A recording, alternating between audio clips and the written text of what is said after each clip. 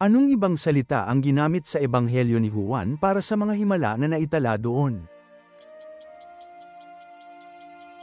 Tanda, mga tanda.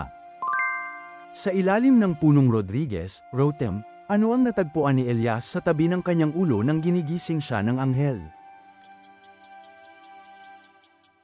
Tinapay na inihaw sa uling at isang palayok ng tubig.